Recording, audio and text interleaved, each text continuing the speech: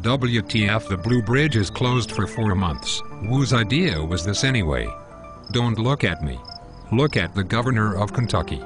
What about all the businesses losing money for 4 months? Mean muggin' movers. Walmart, Don Moore, Roberts Motors, Veloda's Fireworks, Marvin's Fireworks, Tyler's Boats and Tyler's Truck Stop.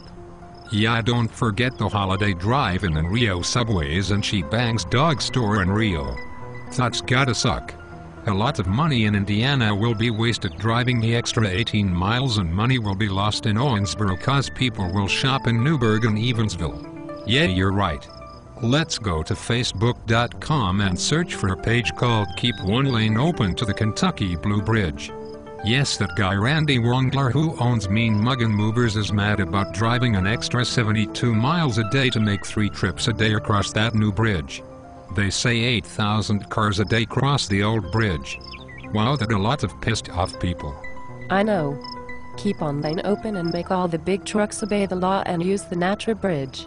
It's a big wide new bridge.